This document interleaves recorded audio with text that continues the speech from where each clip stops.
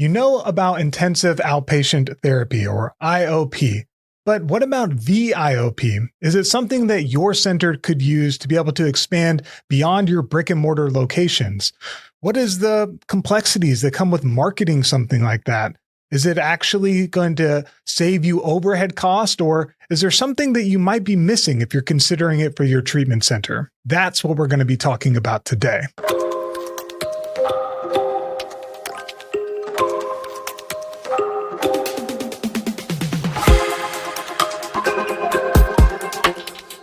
Our guest is Amber Vaughn. Amber Vaughn works at Cornerstone Healing Center. They have 4 locations, 250 beds, and a full continuum of care from residential down to outpatient. They have the 3rd largest VIOP in Arizona, and Amber is the perfect person to talk to us about how you can set up your VIOP or learn from what they've done and what's working well for them.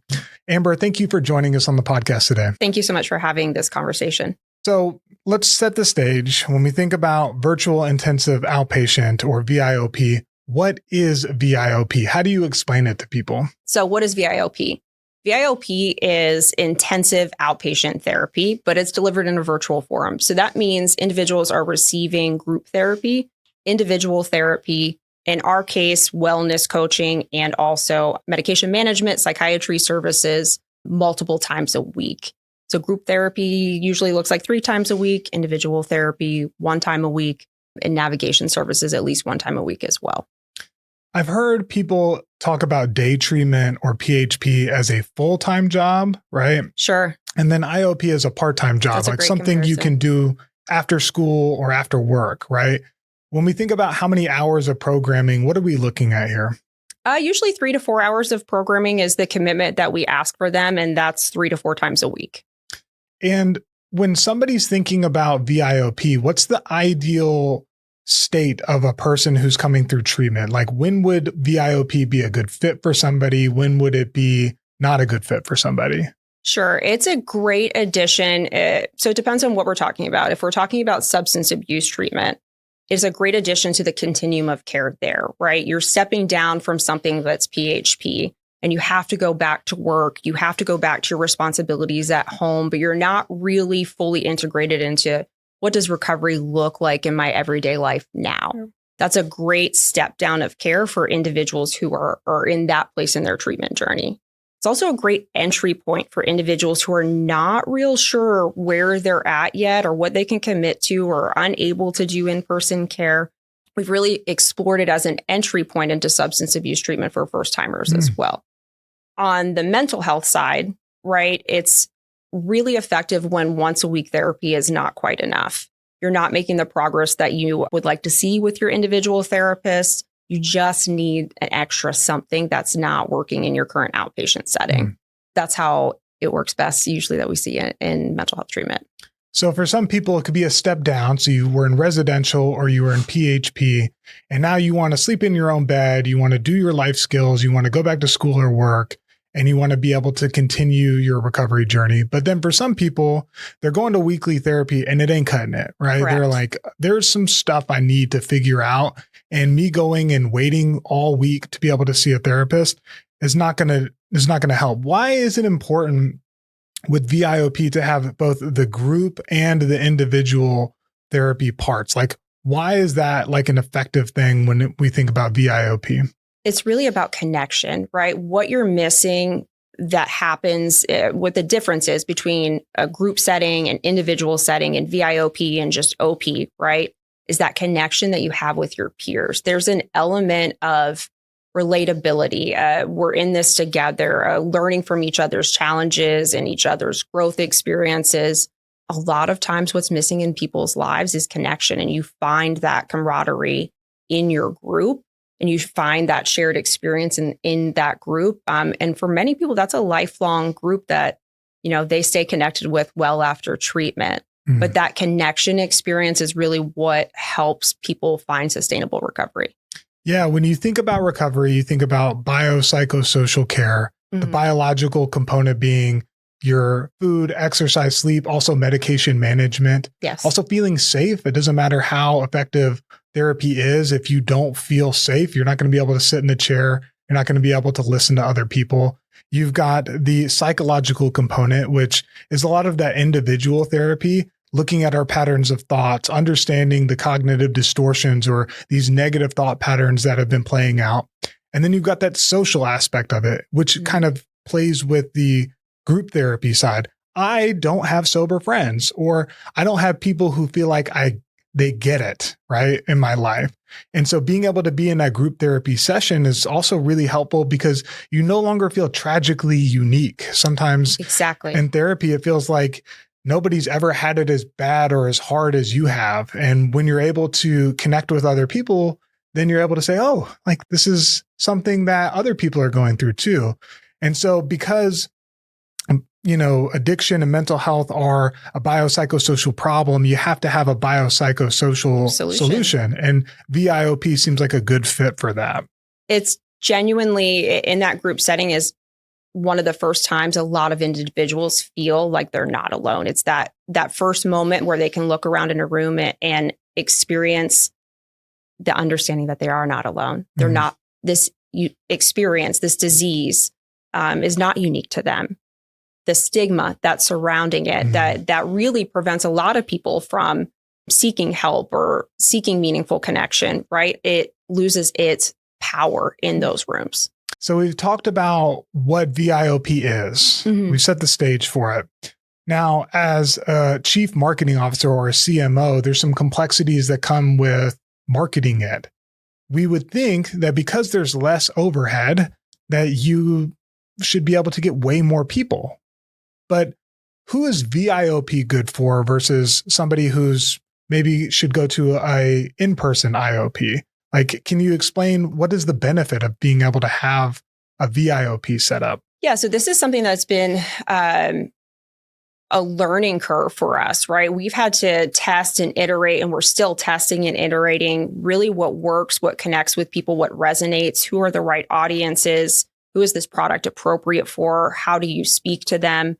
Because it's genuinely different than in-person treatment. In-person treatment, you rely a lot on your local presence, right? Business development's a huge part of it, your brand recognition locally on the ground, your relationships with other programs, et cetera. Virtual IOP really requires a higher level of sophistication digitally. It's a much more direct to consumer market, is what we've learned. The most interesting thing, I think, is the consumer behavior, right? They're looking for a low resistance product. That's ultimately what it is. An easy to access product is probably the better way to say it. They don't want to go through a lengthy admissions process. They don't want to have 6 phone calls and then wait a week and then enter into care. They want to click a couple buttons and start treatment tomorrow. They want to submit their insurance digitally and start tomorrow. So it's not just adjusting the marketing, but it's also adjusting the consumer journey to match that patient's behavior and that customer's behavior, that customer profile.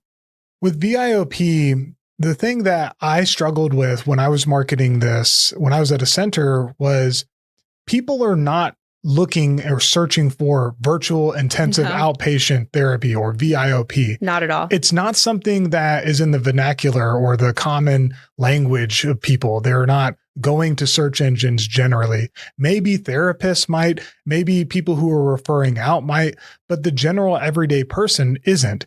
So how does somebody discover the fact that it's out there, one, and that it might be a good fit for them? That's exactly the right question to ask, right?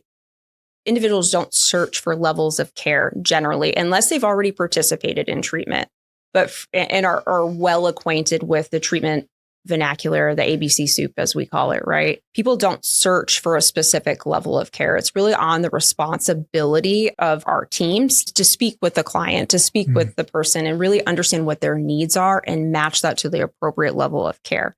So what we're just trying to do is educate on help is available. Help doesn't have to look like giving up your whole life and going, across town and putting your life on pause for 90 days and being disconnected and quitting your job and not being able to take care of your kids. There are other options. And the process is super simple. All we need to do is have a conversation with you and understand what you're struggling with. And then we can point you in the right direction from there. But it's a much broader marketing approach than you would for, say, detox or residential. That's pretty cut and dry, right? Mhm. But to ask someone, is once a week therapy working for you?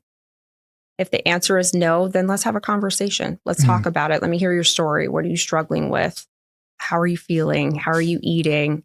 When was the last time you ate? All those kinds of questions. You have to go further into the customer experience, the consumer experience in that conversation. So let me see if I'm hearing this right. So in general, if I think about the nuts and bolts of this, I think about the location page or the service page for something.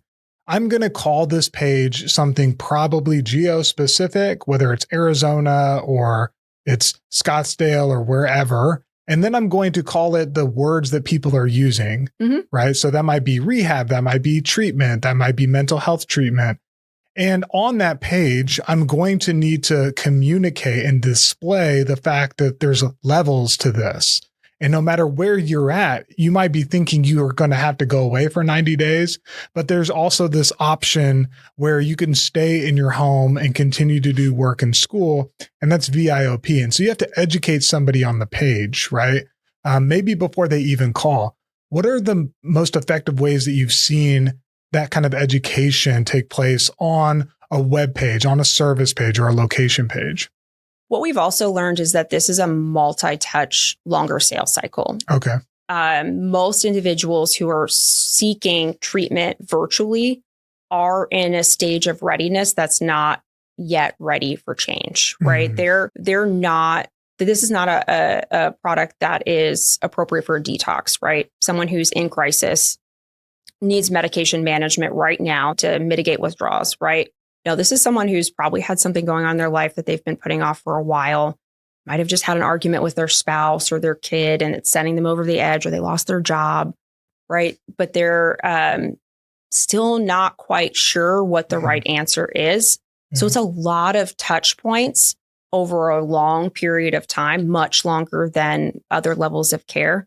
So this is where branding is so important. Having brand recognition, having content, education, thought leadership across multiple omni-channel reach, right? It is truly important. And we see people engaging with us 7, 8, 9, 10 times before they even submit that first form fill. Then they submit the form fill and it's, sometimes 3 months of follow-up of like, hey, how are you doing? Just checking in. Have things gotten better? Much longer sales cycle, many, many more touch points. And you're building your brand and your brand awareness is imperative. So tell me about some of those ways that you're marketing this. You said multiple places. Give me some examples. What does that look like for your center? That looks like content like this, right? Sitting down with our therapists, sitting down and having conversations with them, having them describe the experience. What does it look like to come to a group virtually? What does it look like to have a wellness coach? How do they help you? Putting that content up on social media, TikTok, right? Like that seems silly and that seems pop culture-y, but that's where people find information and engage all day long. So they're scrolling. How do we stop the scroll and say, hey, you're not alone. If you'd like to talk, we're here. It looks like long form blog content. It looks like local service pages. It looks like PPC ads, all of the traditional things that we do, plus really authentic, genuine content that has a face, has a voice, tells the story. And this is the part where I look at the camera and I say, that's why your center needs content. Yeah, that is why your center needs content. As VP of content, I appreciate that because I saw that too. When I worked at a treatment center, I was consistently thinking, what are the questions that people always have when they're calling in?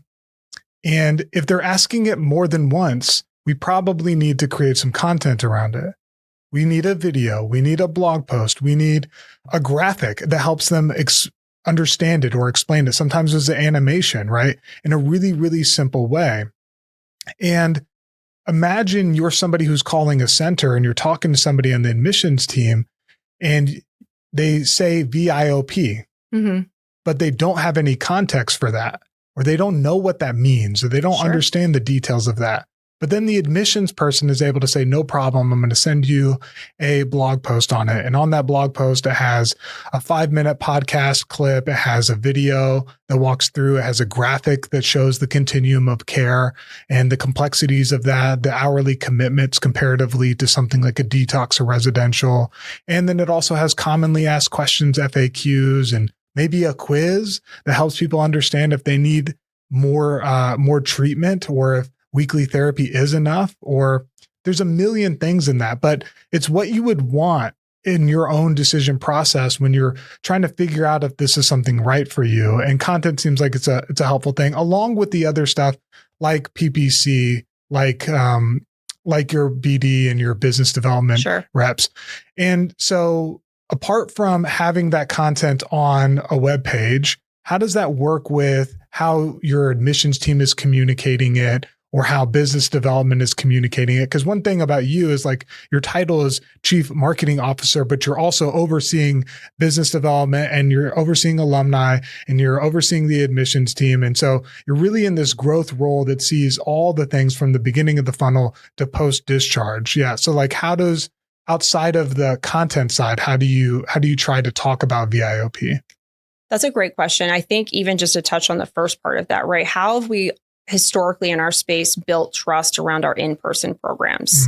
Sometimes that's drone footage, that's photography inside, right? People want to see what the facility looks like. They want to understand that the facility's clean, that it's attractive, that it looks nice. That's a trust building factor. Well, how do you do that with virtual? There's no singular facility. If I'm very skeptical of a facility, what would I do? Or if I'm sending my child to a facility, what would I do? I would want to show up and tour.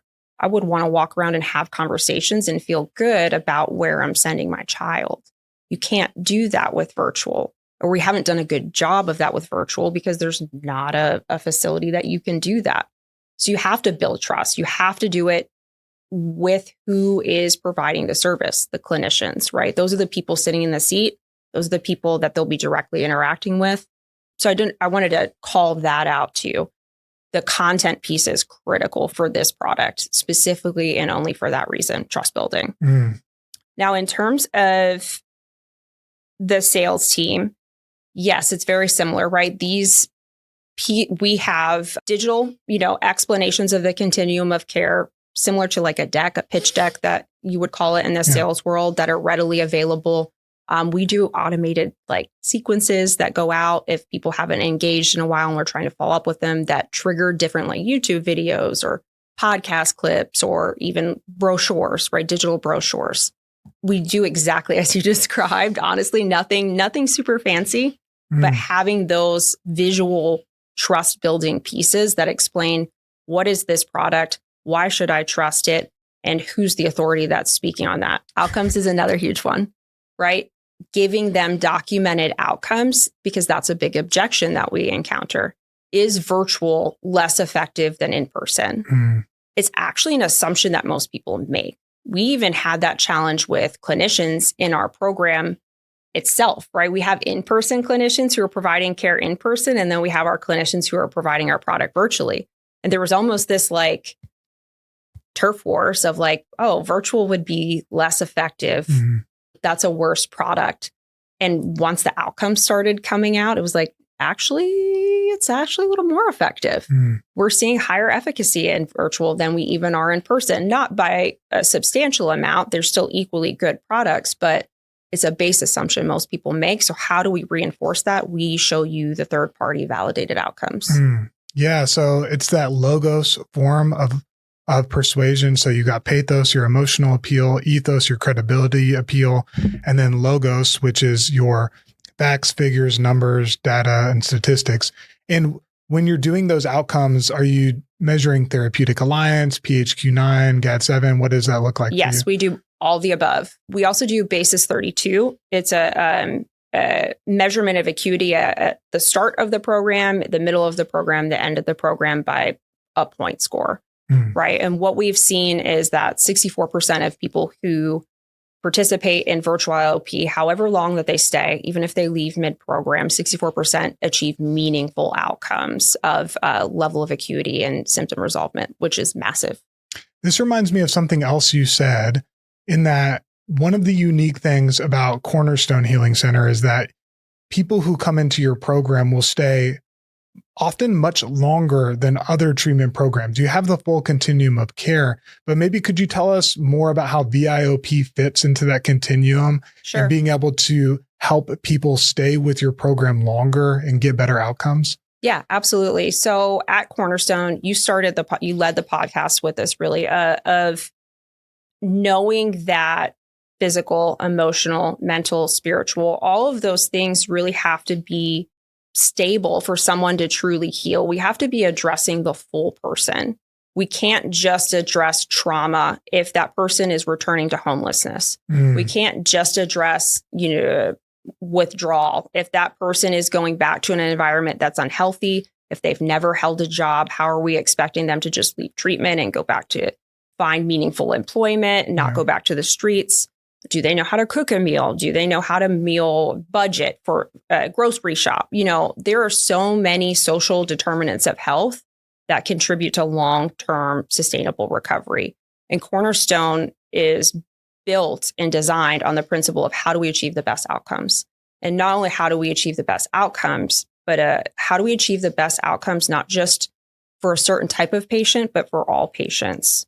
We take both commercial and Medicaid policies, very different populations and where they are in their social determinant of health needs. And we wanted to be able to do that for all populations, not just a specific population or socioeconomic background, right? Treatment, really good treatment has been inaccessible for vast majority of Americans based on cost and based on the type of insurance that they might have. Many providers in this space have figured out how to deliver really great treatment, but it's really expensive. How do you provide really great treatment for people who have Medicaid if it's really expensive to deliver? So it's been our mission to figure that out in person. How do we provide high quality treatment for individuals who both have commercial insurance and who have Medicaid? And how do we build that so they have long-term recovery regardless of their socioeconomic background? That's really what Cornerstone was built upon in delivering that in an in-person model. The virtual product was born out of that same mindset. Okay, so we figured this out. We are achieving, truly an anomaly level of outcomes in sustained recovery. What we're doing is working remarkably well in person. How do we translate that and make that more accessible for people who can't come to our facility? Not everyone can come to Phoenix, Arizona. So how do we take this groundbreaking product and deliver it in a virtual forum so we can get this to everybody that needs it?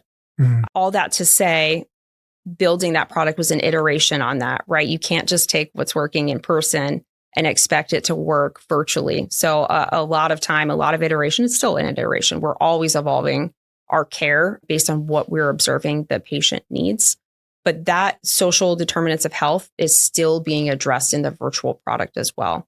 They get a wellness coach, which is, for those who are not familiar with that term, very similar to case management, navigation, that they can continue to engage with even after discharge. You see individuals who started virtual IOP a year ago, still meeting weekly with their case manager and navigator who are helping with things going on in their life, whether that's, hey, I'm not sure how to fill out this job application. Can you take a look at it? Hey, I'd really like to find a different 12-step group or a different sponsor. I am having difficulty navigating this. Can you help with that?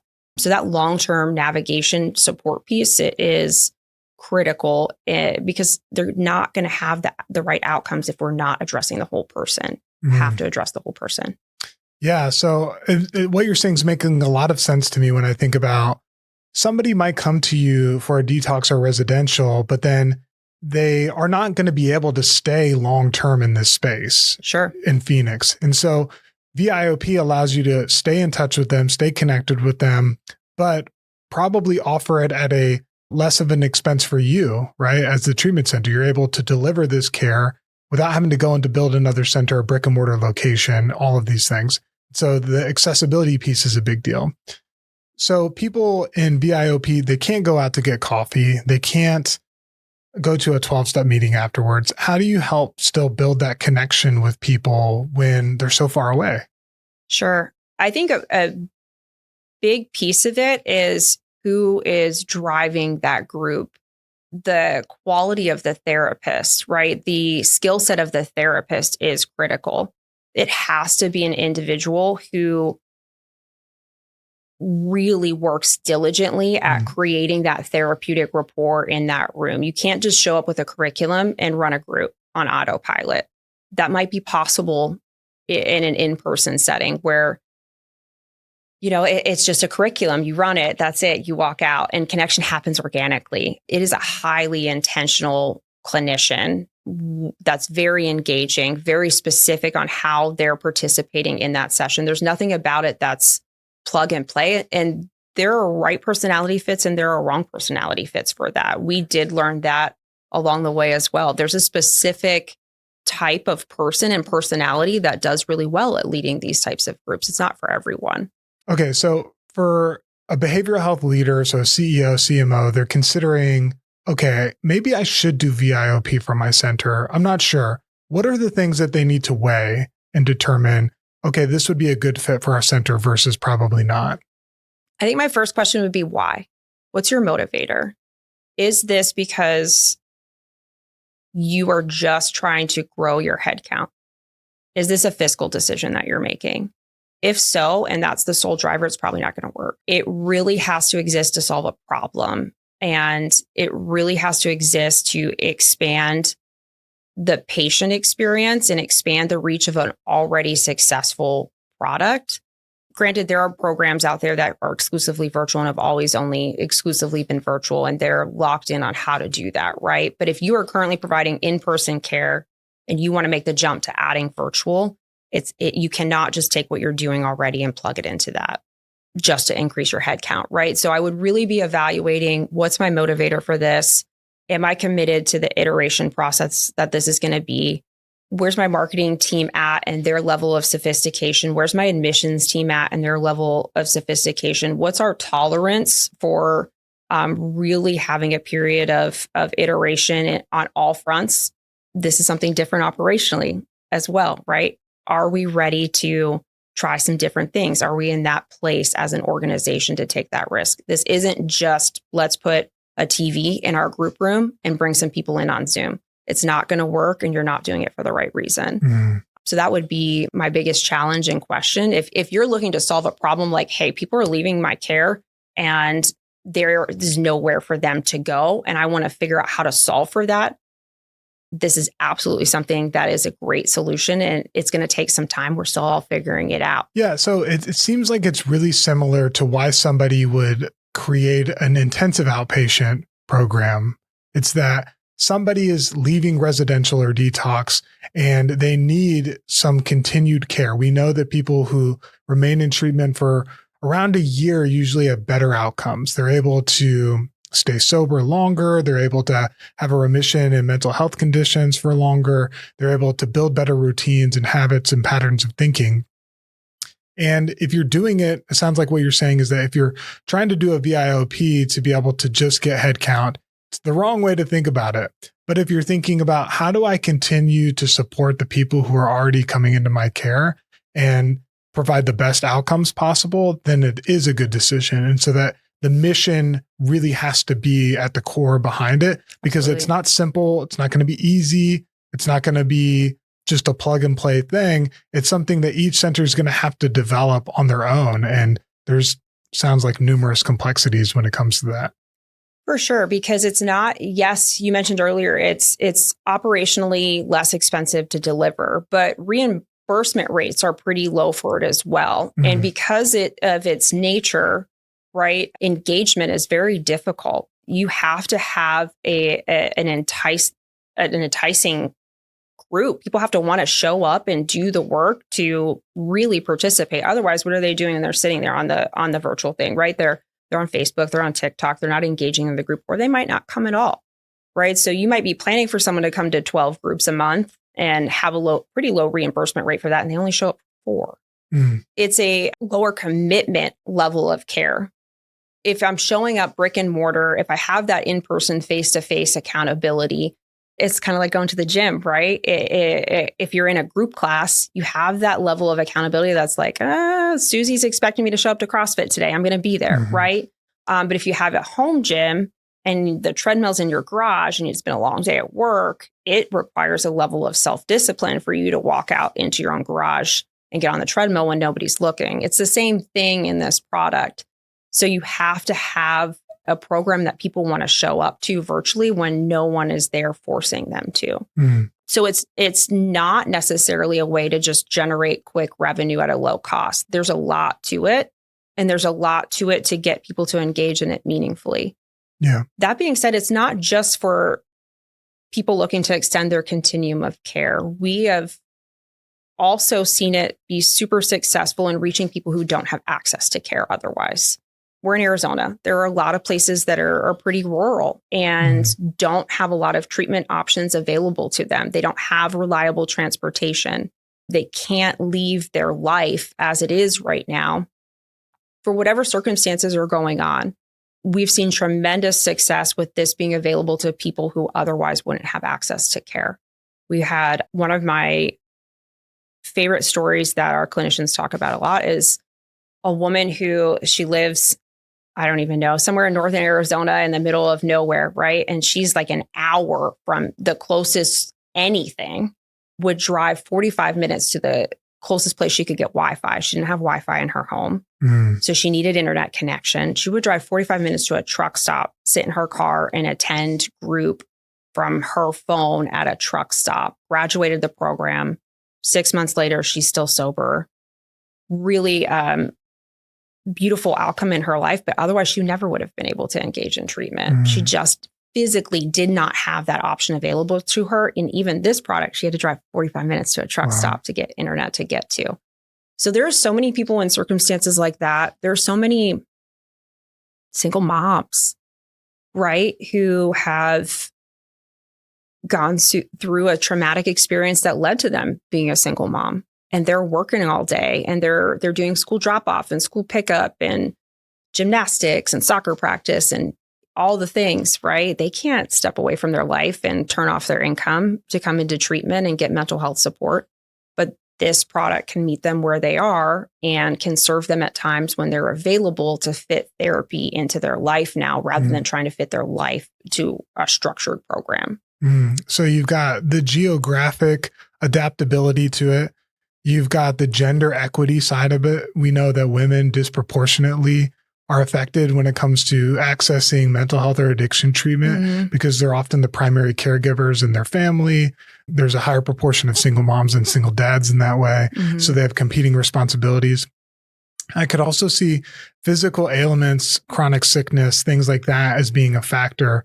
Going to a group, I'm exposed to different pathogens. We saw this when it came to COVID, that was it was a barrier for folks that they weren't able to enter into care because centers closed down and because of outbreaks, within residential facilities or detoxes. It was a real challenge. And so there's just an equity component, right? Doing the best thing for the most amount of people to be able to help them and meet them where they're at. And since Cornerstone is committed to that and all of their in-person things, it sounds like VIOP was just an extension of that, something to be able to continue to support that, to help more people. And the stories you talked about really personify that and show real human beings in that experience, which is awesome. For my folks who are watching this or listening to this, and they're trying to figure it out, they're like, yo, I'm right with you, Amber. Like, I want to do this thing. I have the same mission. I'm dedicated to it. What are some practical, technical things that you can save them some time with, saying like, hey, don't make the mistakes that we made. Do these things. It will save you some time in building out this kind of program. Yeah, I think first things first is looking at the curriculum in your program. Does that translate well into a virtual environment? Right? Outcomes. Can I see outcomes right now? Because you have to be able to measure very quickly what's working, what's not working. You have to be able to pivot fast. So making sure that you're currently able to measure what's effective in your existing infrastructure, you can do that in the virtual product that you're building. So you can quickly see and make data-driven decisions on what's working and what's not. From a marketing perspective, right? Am I prepared to change the way that I think everything works? And do I have a team who's adaptable and hungry to learn a new way of marketing, or am I willing to make a marketing investment to make some mistakes, learn what's working, what's not working? Because there's a learning curve to it, right? You have to. Not a lot of treatment centers are building their brand. They're not focused on brand awareness. We are like the worst at wanting instant gratification in this industry. Yeah. Is the thing that I'm doing today going to turn into an admission tomorrow? I feel like that's what most of our thought process is. And this is a long, slow burn marketing build of brand recognition, many, many touch points. So am I truly ready to make a long-term decision here, a long-term play? If the answer is yes, then I would just say, be prepared for that. Are you ready for that? And then look at how you can change your patient experience and how they engage with your program from onset. Let go of these preconceived notions of, I'm trying to get someone to call. I'm going to talk to them on the phone. I'm going to do a pre-assessment. I'm going to run a VOB, and then I'm going to schedule them for intake. Let go of that ideology. We've made it up anyways, right? Let's iterate on that. How do I get that person deeper into the funnel faster and start them in treatment tomorrow? What are the points of resistance I can remove in that process to get them where they want to go, which is fast? They truly want to, like if you go to your PCP, right? You're looking for PCP near me. What are you going to do? You're going to look for someone who is online scheduling. You're going to click, I want a 10 o'clock appointment tomorrow, and I'm going to walk in the door and I'm going to show up at 10 o'clock tomorrow. Why is that different in treatment? We've not challenged it. What we're doing at Cornerstone is challenging that notion that wouldn't work in treatment. How do I get that person here faster? And it's highly effective. Clinically, do I have the right software to engage with the patient? Is it HIPAA compliant, right? Does it allow for you to have breakout rooms? Does it allow for you to have individual sessions as well as group sessions? That's surprisingly not the case across the board. That was a learn for us. What's my plan to engage with them outside of their treatment experience? Do I have systems and automations built out to send appointment reminders? It's a higher touch point environment to keep people engaged. So I would just encourage everyone to take a step out, look at it from a 10,000 foot view. How do I make this consumer journey, this consumer experience the easiest as possible? There's so much gold in what you just said. It's thinking about things from a technology standpoint, making sure that you have the infrastructure to keep up with folks so that they're going to remember there's an appointment, that they're going to be able to be there. Thinking about it from the clinical standpoint and the programming standpoint, not everything that you did in person is going to work, and it's going to require a different type of clinician. They need to be highly engaging, highly motivating, able to build connections with people even when they can't be in the same room with them. There needs to be infrastructure around the way that you roll this out and the way that you talk about it and the way that you're presenting it to people. I mean, I feel like you just kind of gave a really good overview of the nitty gritty. How do we start? How do we get things going? Can I add one more thing? Please. I think the other big piece is your admissions team and preparing your admissions team to have thorough conversations, right? If you go full circle back to the beginning of the conversation where you're bringing people into the funnel who don't necessarily know what level of care that they need or what level of care is appropriate for them. They might know what they want, but they don't know what's appropriate for them. There's a lot of education that has to happen in that conversation with your admissions team. So if you're used to running an admissions team that's very matter of the fact, black and white, let's check these boxes, it's not going to work. You have to slow down and create an expectation with your admissions team to slow down, have meaningful conversations, and really educate the individual on what they actually need. Yeah, you mentioned earlier that this is a demographic, people who are considering VIOP, who there might be more ambivalence, like they're not totally sure if treatment is the right thing for them. One of the things that was really helpful for me when I was in this space at a treatment center is that we trained everybody on motivational interviewing. Yes. And motivational interviewing is like a therapeutic modality that's designed to be able to help people work through ambivalence. And what it does in a nutshell is it starts with their goals. What are the things that you want to do with your life? Mm-hmm. And then it juxtaposes that with their actions and forces them to be able to see the inconsistencies. Yes. And helps them be the drivers of change, not yourself. So oftentimes in some therapeutic relationships, there's a power dynamic where we come and we say what's wrong, and then the therapist tells us what we should be doing. But motivational interviewing is really like at the heart of education. The root word of education means to draw out from within. And it means that you have all of the answers already inside of you. I want to help give you that motivation, that behavior seeking change to be able to do that. And when you have clinicians and admissions teams who are really skilled in that, who can ask open-ended questions, who can affirm change talk within somebody, who can reflect back what somebody's saying, who can summarize things, that ORS principle with somebody, then it's really helpful in helping the person say, okay, I think I'm actually ready to do this. And they're doing it for themselves and they're not doing it for somebody else, right? Exactly. And so much of mental health and addiction treatment oftentimes is spurred by somebody in their life who's saying, hey, you need to go do this. But really that meaningful change happens when the individual decides that they want to do that for themselves. But it takes a special kind of person to be able to do that. And I imagine it takes an even more special kind of person to be able to do that in a virtual environment, to be able to build that rapport, that compassion, that connection with somebody. And you also talked about one of the things that I thought was so cool is about reducing friction in the admissions process and rethinking the way that we intake people. You're right. We're so binary in the way that we think about things, and we're so ready to disqualify somebody and move on to the next part. And we're so short-sighted in the way that we do things. I see this with recovery.com advertisers. You can imagine, right? When we're connecting with either an agency or a treatment center and we're talking to them, their first thing is like, how many admissions can you get me within the first month, right? When it comes to this exchange. And that's the wrong way to think about it, because we're able to build relationships with people, right? When it comes to the treatment centers, we're able to share industry best knowledge. Having a detailed profile helps professional referents use their recovery.com profile to share options with folks on shareable lists.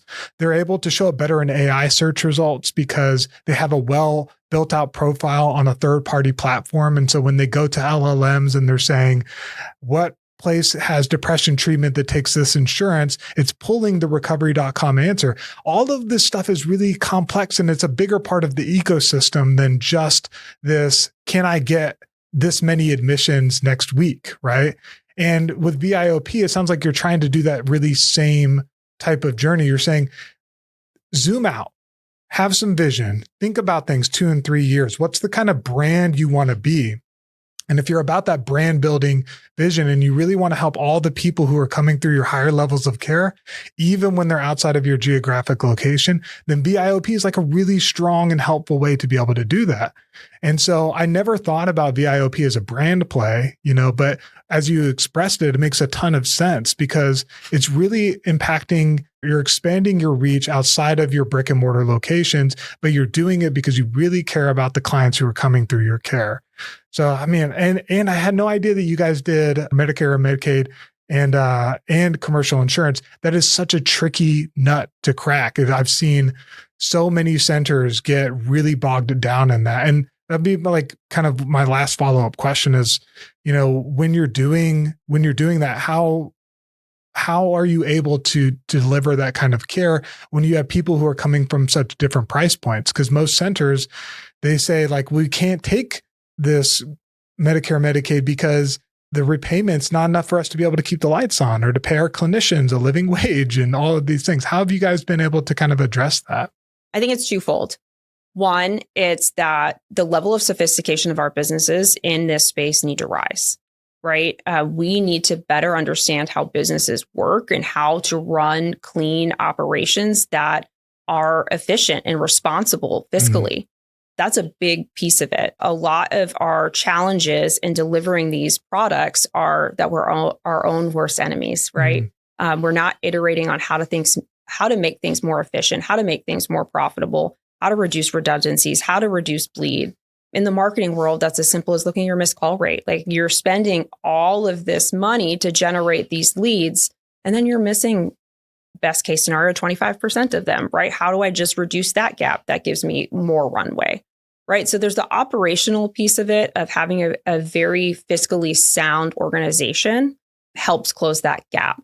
But it's also about increasing the lifetime value of a patient, right? If I'm engaging with an individual, not just 30, 60, 90 days anymore, but I'm continuing care 6, 9, 12, even beyond if they're still participating in case management and psychiatry services, suddenly I have a lifetime value of a client that has a much longer runway. So looking at it from both sides of it, right? Being more fiscally responsible and understanding how to better run my organization. And then also providing a service that doesn't just stop at 90 days. Both of those things together creates a different outlook for what the revenue can be from a patient. Yeah, so well said. I feel like that's such an important part that you really broke down in a very simple way. So being able to extend the lifetime value and the benefit you're able to bring a client, and optimizing your processes to be able to make sure that you're not wasting anything. I was on a call with another Arizona treatment center a couple days ago. And part of it also has to do, I think, with the industry not wanting to share and like what's working for them and like these benchmarks. And I hope that this podcast can be a part of that. Yeah. Saying, yeah, like during business hours, you should be getting your answer rate should be 95%. Yes. When somebody submits a form, you need to respond within 5 minutes at least. And you should probably have an automatic text response system that says, hey, we're about to call you in 5 minutes. Just hang tight. Otherwise, they're going to go on to the next person. You need to be scoring all of your calls, preferably through like a 1 through 3 condition standpoint between demographics, clinical acuity, and payment availability. And if you're not doing that, then how do you get better? Do you have a call flow? Does your admissions team have a set way that they bring in people to help them understand to do that motivational interviewing piece and to be able to move them through this ambivalence to be able to finally make a decision or to take the next step? And people are uncomfortable talking about that because they feel like it's this proprietary thing. But I came from the health club industry or like the fitness industry. And the thing I've learned is that there's more than enough people who need help, and you're never going to be able to be everywhere all at once. And so by kind of peeling back the curtain and revealing whatever's working and whatever's not working, we just help more people, which is the reason why we're all in this industry in the first place. For sure. Right. I talk about this statistic all the time because it genuinely causes me to lose sleep. But SAMHSA says 7 out of 10 people who reach out for care don't get it. There's absolutely no such thing as competition in this space. There is no reason for us to be territorial about our strategies or what's working, what's not working. When 7 out of 10 people who are asking for help don't get it, we're only helping 3, right? Where are those other 7 people? Where should those 7 people be going? We're just not doing a good job. That's the real fact of the matter. We're not doing a good job at creating great products that actually help people. So people have lost trust in it. We're not doing a great job of being transparent when things are working and sharing those outcomes. We're not doing a great job of helping each other understand what's working and what's not working. But yes, we're all in this for the same exact reason. Rising tides lift all boats, right? And so thank you for creating space for these types of conversations. Is exactly what needs to happen. And I would encourage anybody who has questions about beyond what we talk about today, of how to make things work, what challenges that we've encountered, to reach out. Our goal is all the same. And we're only going to get there if we all work together. So I would take it a step further too, just to, even in a separate bit, but we have this propensity in this space to think that our business is different than other businesses, that things that work for other businesses aren't applicable here, or that the way that we've done something is the way that we always need to do it. What I love about my experience on the leadership team at Cornerstone so far is they really challenge that narrative of, well, this works for Apple, so why would we remotely think that it wouldn't work for treatment, right? Or this works for the hospital systems, why would we not think that this would work for private treatment? There are basics in business that we're missing by thinking that treatment has to be done the way it's always been done. We have to iterate. We have to try different things. And we have to look outside of ourselves and see what's working in other industries, because it's just gold there of what can be applied to our space to help people get access to care. Yeah, I came from the tech space and the health and wellness space. And when I got into behavioral health, I felt like I'd entered a time machine. Yeah. I was like, what? How are all of these processes? How is this type of content marketing? How are we not doing so many of these things that all these other industries are doing? And so you don't have to do much because the marketing sophistication is still it's still 10 years behind in some ways, right? Yeah. And it's challenging too, because the intake cycle is so complex and there's so many factors and ways that somebody can fall off of the pipeline and not get care. So I think that was really well said. You talked about people being able to reach out. Where can they go to learn more about you, Cornerstone, all the cool stuff that you're doing? Yeah, sure. Our website is cornerstonehealingcenter.com. I'm on LinkedIn. My email is amber@cornerstonehealingcenter.com. You can feel free to reach out to me in any of those forums. I'm always happy to engage in conversation. Cool. I will link to all of those things in the show notes or the description box of this episode. Thank you. Listeners, watchers, if you want to learn more, please reach out to Amber. She is a wealth of information, especially in the addiction and mental health space when it comes to Arizona. And she's said she'll help you out and she'll answer your questions. Remember, the whole reason why we're doing this whole podcast is to be able to help people help more people. The better your marketing, the better your business, the more your centers can help folks. Amber, thank you so much for joining us on the podcast today. Thank you for the opportunity. And we will see you on the next episode.